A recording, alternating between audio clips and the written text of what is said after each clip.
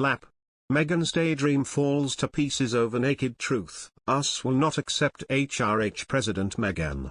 Meghan Markle has continued to use her title, Duchess of Sussex, in America while addressing politicians and appearing in public. Speculation has persisted that the 40-year-old's future may be in politics, but she would struggle to use the Sussex title were she to make such a step, according to Telegraph columnist Charles Moore. In a piece titled "The US Won't Accept HRH President Meghan," Mr. Moore points out that, her husband, of course, is His Royal Highness, so I do not see how he could be the first gentleman if his wife were to enter the White House. Mr. Moore writes, "This column has worried before that the Duchess of Sussex is riding for a fall in the way she wields her title in America." Last week, Meghan appeared on The Ellen Show, introduced as Meghan, Duchess of Sussex. Earlier in November, it emerged Meghan sent a letter to Congress, addressed to Speaker of the House Nancy Pelosi and Majority Leader Chuck Schumer, which stated her belief that it was a national right to have access to a parental or sickness leave program. In October, during a video reading of new book The Bench, Meghan introduced herself as Duchess of Sussex. Meghan Markle phoning Washington insiders to lobby them, leaving the palace seeing red and putting the Queen in a serious bind. How does the palace solve the burgeoning problem that is the ever more obvious political ambitions of Meghan, the Duchess of Sussex? It was reported that Meghan had been calling U.S. senators to lobby them on the issue of paid parental leave, only weeks after she wrote an open letter to House Speaker Nancy Pelosi on the subject.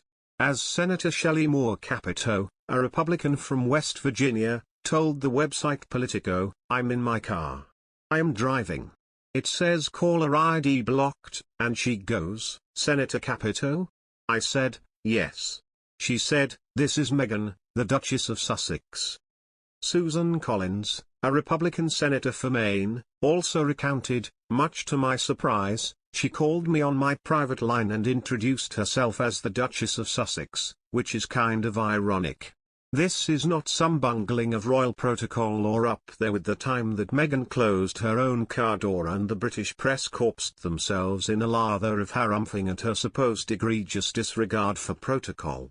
Members of the royal family, by convention, don't vote and don't mess around on the edges of the politics of the day.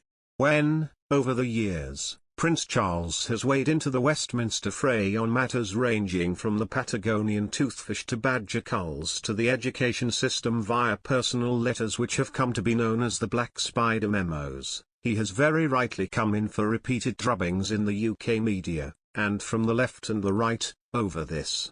So, does it surprise anyone here that this latest Beltway move of Meghan's has reportedly left Buckingham Palace seeing red? As one aide told The Times, as a member of the royal family, if you use the title, it means you steer clear of those kinds of things. The royal family has no say in American politics. Campaigning is important, but there's a difference between campaigning on issues like the environment and mental health, and aligning yourself with policies. The Duchess of Sussex doesn't have the right to have a more powerful voice on the issue than any other mother in America. She should not be playing in politics. Elsewhere, another courtier described the Duchess's intercession as outrageous. And that's the sticking point here. Meghan Markle can be as vocal and impassioned as she fancies, and all the more kudos to her for doing so. However, the Duchess of Sussex is meant to remain's doom. For the Queen and courtiers, these phone calls are far from an isolated incident, and all signs point to the Duchess having set her sights on Washington. Ever since she and Harry arrived in the US, there have been reports from credible outlets suggesting that the former actress might be considering some sort of run for office.